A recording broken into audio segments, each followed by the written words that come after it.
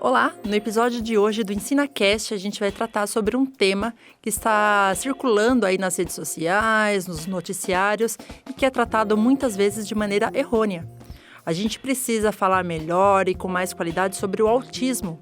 Está começando mais um EnsinaCast.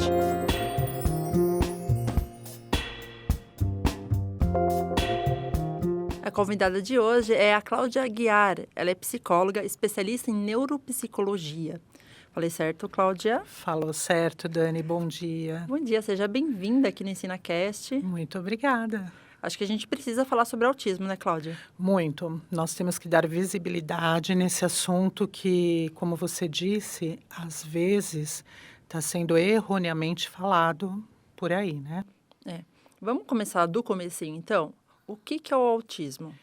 Dani, o autismo é um transtorno do neurodesenvolvimento que ele afeta três níveis, que a gente fala, três fases, que é a comunicação, a interação e o comportamento. A comunicação, ela vai desde a criança não falar absolutamente nada, como ela não tem o entendimento do duplo sentido. Mas o que isso ocasiona, Cláudia? Ocasiona porque quando a criança não tem o entendimento do duplo sentido, por vezes ela pode sofrer o bullying, né? Estão chacoteando essa criança e para ela não entende. Nem saber por quê. Nem sabe por quê. O autista ele precisa se comunicar, falar de uma forma muito clara com ele. Então, se você precisa de algo, peça. É diferente de uma relação onde a pessoa se comunica de uma outra forma. Eu costumo dizer assim para os pais, se comunicar é diferente de falar. Falar eu falo. Dani, me dá um copo com água, por favor. Eu solicitei um copo com água. Me comunicar é muito mais que isso, por isso que afeta a interação. Eu não consigo ter uma comunicação onde eu consigo me sentir parte de um grupo. Afeta a interação e afeta o comportamento. Nós temos autistas que eles apresentam os estereótipos que nós falamos, né? Que é onde ele se regula para poder conseguir estar aqui em sociedade. Então, o autismo é isso. Ele mexe com essas três, que a gente fala, essas três condições da pessoa. E é importante falar que autismo não é doença, né, Cláudia? Não é doença. Autismo é uma condição, Dani, e ela vai perdurar enquanto ele viver, tá? Então, se não é doença, também não tem cura. Também não tem cura e também não tem prevenção. Foi muito bom você tocar nesse assunto, porque hoje em dia nós temos muitas pessoas ganhando rios e rios de dinheiro com o famoso milagre, né? Da cura do autismo e da prevenção do autismo. Então, assim, tem um ramo da nutrição que ela pegam essas mães que pretendem ter filhos e diz assim, olha, se você não quer ter um filho autista, vem aqui que a gente vai prevenir o autismo. Como? Por meio da alimentação. E aí te dá um monte de coisa lá e a mãe acredita, paga uma nota por isso. Então, a gente precisa combater. Sem base científica nenhuma. Sem base científica alguma. Como eu disse, assim, o charlatanismo está aí. Você falou que é falado de forma errada, errônea. Tirando a parte da nutrição, nós também temos, assim, pessoas que falaram que vacina cura o autismo. Dê essa vacina. Um negócio desse. Pois é. Nós temos um caso muito mais grave que acontece, que é o protocolo MMS, que é um americano que diz que se você pegar dióxido de cloro e colocar no reto da criança, fizer um enema, você cura o autismo. E por que a gente precisa dar visibilidade para esse assunto e falar cada vez mais? E pedir para as mães que não têm conhecimento se apropriar um pouco do assunto e participar de grupos? Porque você já pensou, Dani, a crueldade que é você fazer um enema numa criança com dióxido de cloro e dizer que o seu filho vai se curar? E nós temos outros protocolos aí absurdos, como vitamina D. Vitamina D em excesso, ele calcifica algumas coisas. E tem pais dando, assim, altas quantidades de vitamina D na esperança que o filho cure. O pessoal ministra isso achando que é vitamina, não é remédio. Isso. como qualquer outra droga, acaba em excesso, ou mal administrado, mal utilizado, causa prejuízos, né, Cláudia? Perfeito, causa prejuízos. Nós temos também, quer ver outra moda que a gente está tentando combater? É barra de Axis. Barra de Axis, florais, olha, administre tanta quantidade para o teu filho que ele não vai mais ter essa condição. Muitas vezes as pessoas não entendem, fala doença, a gente tem que estar corrigindo o tempo inteiro. Então é complicado, a gente tem que dar visibilidade sim para esse assunto. Se não é uma doença, não tem cura, qual que é o tratamento? Existe tratamento? Como que as famílias conseguem lidar com isso? Ok. Após você ter o diagnóstico, né, o médico dá o diagnóstico e geralmente o profissional é o psiquiatra, ou o neuropsiquiatra, ou o neuropediatra. Ele se apropria de ajuda, a gente fala que é uma equipe multidisciplinar, então você inclui psicopedagogo, neuropsicólogo, o próprio neuropediatra, o pediatra, o psiquiatra. E aí a gente vai, observa a criança, porque não tem um exame clínico para fazer.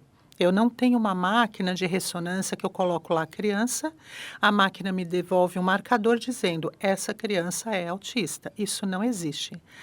Como a gente não tem exames nem laboratoriais, nem de imagem, que você possa dizer que uma criança é autista, sobra para a ciência a questão da observação. Então, por meio de uma observação, o neuropediatra, o psiquiatra, a neuropsicóloga, no caso, é como eu exercito na clínica, a gente coloca a criança num ambiente livre e aí você começa a apresentar para ela alguns estímulos, né? Como eu disse, a criança ela tem comprometimento na fala, ela pode ter um comprometimento na interação social e no comportamento.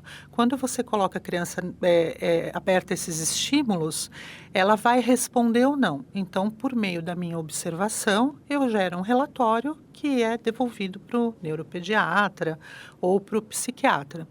Com base nisso, lá eu já coloco assim, sugere-se que essa criança tenha acompanhamento com terapeuta ocupacional, que tenha acompanhamento com psicopedagogo, e aí a gente faz uma sugestão. Musicoterapia, às vezes, dependendo da criança que pode ter o TDAH junto. Então, eu acho muito importante você colocar ela na musicoterapia. Não estou falando de cura, tá, Dani? Em nenhum momento aqui. Eu estou falando de meios e processos que a gente consegue deixar a criança mais autônoma para o mundo. Isso é importante, né? Estimular que ela não fique dependente da mãe, do Sim. cuidador, pro resto da vida. Né? Até porque Sim. não vai ter essa pessoa pro resto da vida, né? Não vai ter. E o autismo, nós trabalhamos com níveis, né? Graus. A gente fala grau 1, que seria o mais leve, o 2, que seria o mediano, e o 3, que é um nível bem complicado, assim, precisa de uma atenção 24 horas nessa criança, porque dependendo do nível que a criança está, ela pode se machucar. E então, assim, com base em tudo isso que eu te falei, quando o neuropediatra pega esse relatório, ele dá o diagnóstico para os pais. Aí a gente começa uma nova luta. Esse tratamento, já que não vai ser uma cura, é para minimizar as crises. Qual que é a importância desse tratamento para esses pacientes e acredito que também para as famílias, né, Cláudia? Isso. O tratamento, Dani, por exemplo, terapeuta ocupacional, quando você coloca a criança na terapia ocupacional, ou no fono, ou na psicoterapia, na verdade, você ajusta as habilidades dela, ou você desenvolve habilidades que ela não conseguiu adquirir. Tem crianças que também é comum em clínica, eu recebo lá e falava assim, doutora, olha, meu filho falava até 2 anos de idade, ele pulava o sofá, ele me abraçava, ele corria para mim, de repente ele parou de fazer tudo. Esse também já é um marco, um indicador para a gente que algo não está legal ali. E o autista, às vezes, apresenta esse tipo de comportamento. E para a mãe é pior, quando a criança, com 2 anos, está olhando para ela, falando mamãe, falando papai, pedindo as coisas, interagindo, e ela deixa de fazer isso. É diferente de um pai que chega lá e a criança já nasceu e começa a apresentar o espectro desde bebê, e aí você já vai trabalhando o psicológico dos pais também. Como você Uhum. disse, sim, é muito difícil para os pais. Quando a gente chega nesse diagnóstico, nas intervenções que a gente faz para poder melhorar essas habilidades da criança, tem criança que não consegue comer, ou pelo fato de não conseguir pegar a colher e colocar a boca, a gente pede ajuda da terapia ocupacional. Então, ele vai fazer alguns exercícios com a criança, ou de imitação, ou sensorial, ele vai fazendo todo esse trabalho. O fim é único, é o que a gente quer, o objetivo único para todo mundo, é deixar a criança mais autônoma. Uhum. A criança, ou adolescente, ou adulto, a gente fala criança porque acho que é um pouco, é o que está mais aí, né? E eu ia perguntar justamente sobre isso, porque a gente fala de criança, mas às vezes a pessoa vive uma vida inteira sem saber que ela tem algum grau, algum tipo de autismo, né? Sim. Quais os sinais que a gente tem que ficar de olho se meu filho, se meu sobrinho tem autismo? O que que eu preciso ficar atenta? Em geral, Dani, essa pessoa se afasta desse mundo social que a gente está. Ele vai para um lugar aonde a gente não sabe aonde é esse lugar. Você olha para a criança, você quer a comunicação com a criança e não vem. Não só pela fala, como você Não disse. só pela fala.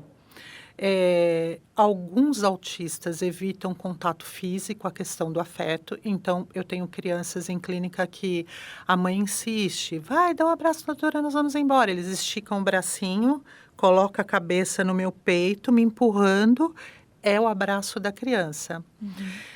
Quanto mais a gente divulgar o autismo e os pais entenderem o que é e diagnosticar mais cedo, você tira a criança de uma exposição de sofrimento. Era isso que eu ia perguntar. Isso não é um traumático, não é uma falta de respeito com a criança. Eu sei que a intenção é boa, Sim. mas não pode causar mais prejuízos se você forçar ou estimular de uma maneira errônea? Não, com certeza. A gente tem que respeitar o tempo da criança e o tempo do autista. Tem autista que, ok, dele olhar para você e te dar um abraço, te dar uma mão. Mas, assim, pela minha experiência em clínica, a maioria não quer esse contato físico. Nas meninas é mais difícil, né? Nós temos também o diagnóstico nas meninas. Só que as meninas mascaram, a gente fala que é o masking, elas mascaram o autismo. Porque a mulher, ela se coloca numa condição, a menina se coloca numa condição que para ser aceita socialmente, ela poder ter uma amiguinha, ela poder estar num grupo, ela tenta se adequar àquele ambiente. E aí ela sofre muito. Uhum. Porque o menino já não. Não, não quero contato, não entendo, eu tenho a minha estereotipia, eu bato minha mão, eu tampo meu ouvido porque barulho me incomoda, que isso também é muito comum, porque é uma desorganização. É como se fosse assim, Dani, para nós a informação chega lá no nosso cérebro caminhando lentamente, como se nós estivéssemos passeando num parque. Para o autista, é como se a gente estivesse correndo num parque, a mesma informação. Uhum. Ou a gente nem estivesse andando, a gente dá um passo e para, dá um passo e para. Então, essa desorganização é o que leva o autista, às vezes, a se incomodar com o som, ele coloca a mãozinha no ouvido, a ter seletividade alimentar, entre outras e outras coisas que a gente pega em clínica. Uhum. Essas crises que a gente vê, crianças se jogando no chão e tal, que às vezes a gente confunde com birra, pode ser uma crise de uma criança autista. Pode ser uma crise de uma criança autista. Por isso, da importância de a gente entender se a pessoa é ou não é autista. Como a gente não tem exame complementar, a gente não tem exame de imagem, a gente não tem exame de sangue, resta para a gente o quê? A gente faz mais ou menos assim, Dani, um monte de pergunta. E essa pergunta, ela vai qualificando ou não a criança. Então, é o rastreio que a neuropsicologia usa. Eu tenho lá determinada pergunta, média 25, 30, 40, dependendo do que eu utilizar. Pode ser o MChat, pode ser o SRS, que é muito bom, que é o que eu costumo usar. Eu penso que é até melhor hoje em dia. Eu vou fazendo a pergunta lá. A criança apresenta isso, apresenta aquilo. Sim ou não? Muito ou pouco? Em cima daquilo, ele te dá um relatório onde ele mostra para você a maior, assim, dificuldade da criança. Consegue mapear. Consegue mapear. Então, a birra da criança, às vezes, ela apanha, ela sofre e o pai não entende que talvez aquilo seja um espectro autista. É comum. Mas é comum por quê? Por conta da negação. Em clínica, as pessoas falam assim, doutora, eu vim aqui porque o neuropediatra pediu para saber se ele é autista, mas ele não é. Eu já estou falando para você que ele não é. Aí eu digo, não, não é? Não, não é. Eu conheço ele, isso daí é frescura. Né? Eu dou bronca, eu falo, menino, você tem que ir lá conversar. Então, a gente precisa tirar as crianças desse sofrimento. E a gente só tira pelo conhecimento. Você acha que é a negação que os pais não querem assumir isso para eles mesmos, né? Ou é falta de conhecimento mesmo? Eu penso que são os dois, tá? Mas é difícil você falar para uma mãe e para um pai que o seu filho tem uma deficiência. É difícil. Que ele vai levar para a vida inteira. Que ele vai levar para a vida inteira, que talvez ele precise de um suporte 24 horas. O pai não está preparado para isso, a mãe não está, porque ele quer o filho autônomo. Então, é como assim, mas e quando ele crescer, ele não vai trabalhar, esse menino vai ficar o quê? Dependente de mim, e se eu morrer? Então, por isso também que a gente indica a psicoterapia para os pais, é muito importante. Você não cuida só da criança. Quando você tem uma equipe muito boa trabalhando junto, você olha com amor, cuidado e carinho para a criança, que é o objeto principal, mas você também tem que fortalecer essas pessoas que fazem um anteparo dessa criança. Senão, não adianta. É quem está no dia a dia que está fazendo esse tratamento, né? Essa interação com a criança, que acredito que seja parte fundamental aí desse processo todo. Eu já peguei criança, Dani, por exemplo, que a mãe bate na boca. Então, a criança, olha, ela se desregula socialmente por alguma coisa, algum motivo na clínica. Ela quer abrir a torneira e eu digo não. A criança autista não entende aquele não. E, às vezes, ela não gosta do contato físico. Aí ela vem e morde, né? Em clínica, às vezes, eu tomo mordida. Eu sei fazer a contenção de uma criança autista, mas passa. A mãe fala, eu bato na boca, isso daí é frescura. Gente, não é frescura. Busquem ajuda, vão se informar. Por que você não concorda, Dani, que é comum criança sair mordendo com 5, 6, 8, 10 anos as pessoas? Não deveria, Eu né? não me recordo de, nos meus 5 anos, 10 anos, sair, olha, eu não gostei de alguma coisa que a Dani fez, vem cá dar seu braço, eu mordo até. Então, já tem alguma coisa ali te sinalizando que não está legal. Acho que os pais podem entender que não está sabendo educar, né? Está sabendo criar aquela criança. Sim. E aí tem o preconceito da família. É muito comum você dizer assim, olha, meu irmão fala para mim que essa pessoa é retardada. É esses absurdos, tá? Que a gente escuta. Essa criança tem que dar um jeito, tem que pôr para trabalhar. O fato de ficar sozinho no quarto, isso daí é frescura. Quando é mais velho, né? 14, 15 anos. Vem chorando da escola, eu já falei que tem que agir assim, tem que ir para cima. Mas não é esse mundo que a criança está. Não é esse nosso mundo que a criança está. Então, sim, a gente tem que falar e a gente tem que ter política pública. Nós não temos incentivo de política pública aqui no Brasil. Eu já vou chegar nesse assunto, Cláudia, mas já pegando o seu gancho, a gente falava antigamente que a criança era mongol, era débil mental, era vagabundo quando era um pouco maior. Qual que é a diferença de antes para hoje em relação ao diagnóstico? Por que hoje a gente ouve falar mais do que antes? Então, Dani, eu costumo dizer assim, que hoje não está pipocando o caso de autismo. O que nós tivemos no passado foi uma subnotificação. Então, as crianças não eram notificadas do autismo, viraram adultos. Hoje a gente tem tudo mais na mão.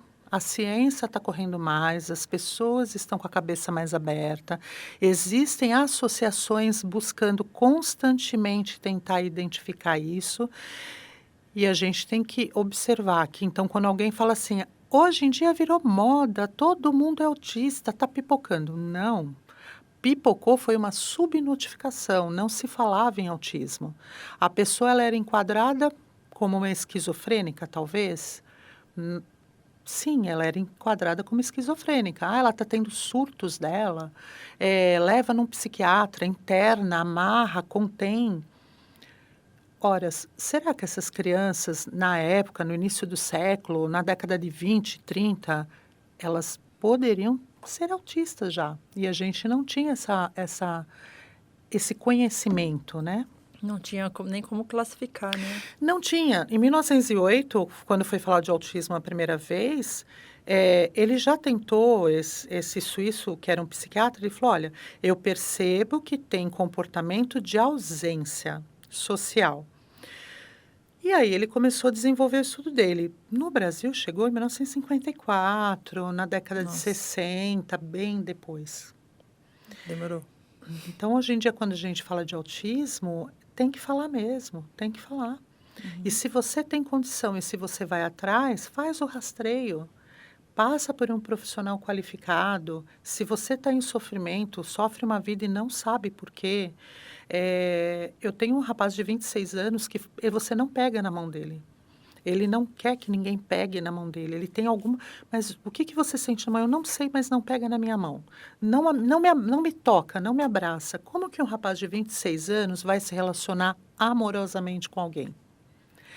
Aí ele diz assim, quando que eu tenho que procurar ajuda, doutora Cláudia? Eu falo, quando isso te causar prejuízo. Está te causando prejuízo? Vamos investigar, porque pode ser um autismo, como pode não ser um autismo.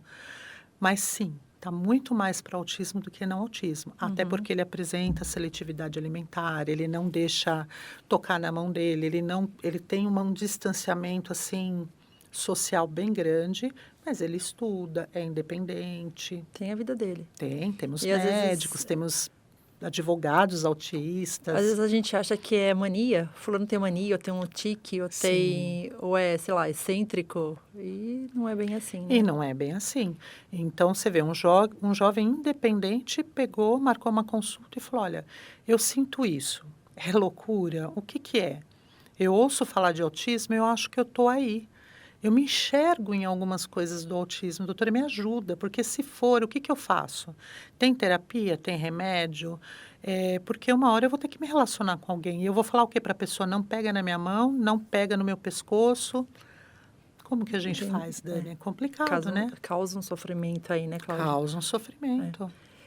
Quem tem autismo já está diagnosticado, independente da idade, procura ajuda onde? Políticas públicas, como você estava dizendo, procuro o SUS, eu procuro uma ONG, o convênio pode me ajudar, o que eu faço? Dani, a gente está com um problema muito sério com o convênio, porque ele está com um rol taxativo aí, que é o que a gente está brigando em questão do autismo, né? Ele quer tirar da obrigação de um plano de saúde de fazer algumas intervenções. Como eu disse para você, no meu relatório eu digo assim, médico, já que nós somos parceiros e estamos tentando juntos diagnosticar isso, eu sugiro, pelos meus atendimentos, que a Dani passe com uma fonoaudióloga. É importantíssimo. E que ela faça uma terapia ocupacional. Se você tem convênio, teu convênio vai lá e cobre. E o médico dá o CID e você consegue. Os planos de saúde estão tentando tirar isso daí. Só que, gente, se nós não temos nem políticas públicas adequadas, se você tira o pouco que a pessoa tem, ela não vai ter nada. Então, sim, nós precisamos falar de autismo e colocar dentro das escolas. Precisamos treinar esses professores. Eles precisam entender o que é autismo, como fazer, quais técnicas utilizar para que essa criança seja inclusiva. Não adianta só estar matriculada. Não adianta.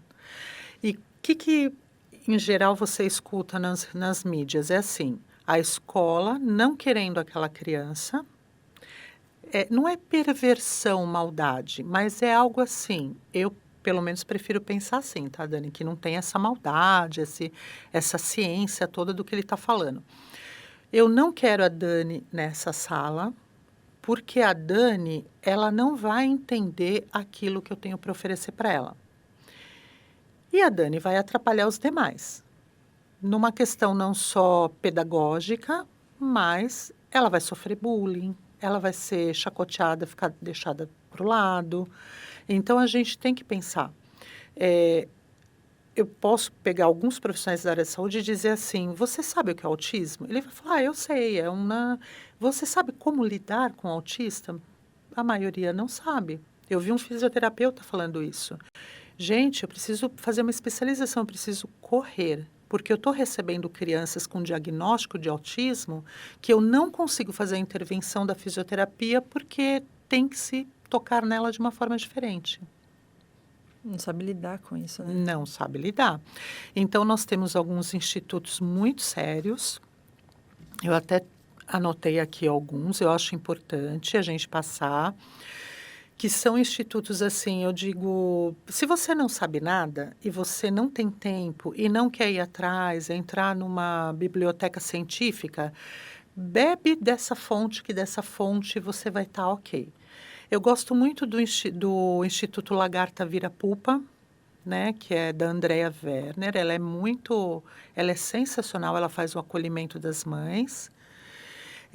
Nós temos o Dr. Paulo Liberaço, acho que é Liberalaço que se fala. Ele é um cientista, trabalha com a neurociência. E nós temos alguns profissionais muito bons. A Renata Bringel, que é uma psicopedagoga que fica, acho que no Pará, ela fala muito bem do autismo, ela dá curso para mãe, ela faz live gratuita, ela fala, mãe, vem cá que eu te acolho, o que está passando na tua casa? A gente precisa de informação com qualidade, né? Muito. E a Neurosaber. Então, assim, a fonte que eu bebo são essas, porque são pessoas que eu confio, o trabalho é muito sério e também, claro, por eu ser da área da saúde, eu vou buscar a minha biblioteca, eu vou lá nos artigos científicos e falo, isso é bom, isso eu não quero, isso é bom, isso eu não quero. E a gente tem uma associação aqui em São Paulo, que é a AMA, né? Associação dos Amigos Autistas. A gente tem na Rua Lava Pés, tem em vários lugares. Então, procurem ajuda, não sofram e não deixem seus filhos sofrerem. É muito importante a gente ter ciência do que a gente pode fazer, que às vezes a gente quer fazer tudo, quer abraçar o mundo, não está nas nossas possibilidades. Não tá. Né? E aí acho que isso acaba gerando um sofrimento aí para a família, para a criança ou para o adolescente também, que não acaba não sendo entendido, não tem um tratamento adequado, enfim. Sim, com Pode certeza. ser muito difícil para a família toda, né? Muito difícil, porque quando você traz um diagnóstico de autismo, você traz a criança, o provedor, mas aí você tem toda a tua família ali te julgando, te olhando. Aí, essa criança não é normal. Olha, essa criança dando trabalho. Então, se você tem uma equipe ajudando, fortalecendo esses pais e essa criança, ela passa. Ela fica bem. Pitaco tem um monte, né? Sim. E geralmente pitaco que não tem nada a ver, né? Sempre, né, Dani? Sempre. Eu costumo dizer que para falar o que não é legal, você tem um monte de gente. Agora, pessoas para ajudar são pouquíssimas. E eles sofrem muito. Sofrem porque você chega a mexer no núcleo familiar. As mulheres ficam sozinhas em geral. E os homens não aguentam e vão embora. E largam aquelas mulheres precisando de remédio, que é caro, terapia, que é cara. Como que eu vou levar? Eu preciso trabalhar. E ela... Então, outro assunto que futuramente a gente pode falar. A taxa de suicídio nesse meio é grande. Das pessoas que não suportam, não aguentam. Uhum. Antes da gente começar a gravação, você me disse que cerca de 70% das mulheres que são mães de crianças autistas são abandonadas pelos companheiros. São abandonadas. A taxa é alta, é 70%. Quando você tem gemelar, ele chega a bater a casa de 95%. Então, se eu tive gêmeos, um foi diagnosticado com autismo, o outro provavelmente também é autista. 91% a gente fala que é genético, que é diferente de ser hereditário, tá? Genético é uma coisa, hereditário é outra. Então, assim, os índices são bem altos. Eu gosto da Andréia que ela diz assim, Dani, mas o que é? É assim, o gene do pai não bate com o gene da mãe, juntou os dois, deu lá um match, temos a chave do banco. Eu acho muito didático o jeito que ela fala. É isso que significa quando a gente diz genético. Isso. Tá, e quando a gente diz hereditário é que passa para o pai, Isso. de pai para filho. Aí, então, o pai é autista, passou o autismo para o filho. Aí, por exemplo, hereditário. Eu operei a minha tireoide, mas porque várias pessoas da minha família apresentam isso. Então, eu herdei isso daí. Agora, genético, a gente está falando de cromossomo, de gene. Pode ser que venha, pode ser que não venha. Se Cláudia e Dani foi lá e tentou ter um filho, pode ser que ok, mas pode ser que a nossa genética não tenha essa chave do banco e aí a gente tem um problema. Ou seja, a gente precisa de informação para saber tudo isso, a gente precisa se informar bem. Precisa. Porque, como a gente disse, tem muita informação errônea por aí. Muito. Né? Eu vou pegar todos esses links que Tá você bom. passou, esses nomes, a gente vai deixar aqui na descrição desse vídeo, porque infelizmente nosso tempo acabou, Cláudia. Que pena, passou tão rápido. Passa rápida, né? Obrigada, muito obrigada por seus esclarecimentos, por essa oportunidade da gente falar de maneira séria, clara e fácil, porque a gente precisa falar sobre isso. Com certeza, Daniel, que eu agradeço. O Instituto Ensina, que é sensacional. E é isso, vamos lutar. Obrigada, Cláudia. Se você gostou desse conteúdo, acesse as nossas redes sociais, o Spotify, o nosso YouTube, que lá tem muito mais. Todos esses links que eu falei já está aqui na descrição. Acesse, acompanhe e vamos aí se informar, saber mais sobre nós mesmos, né? E como a gente ajudar as pessoas que estão ao nosso redor. Até logo, até o próximo.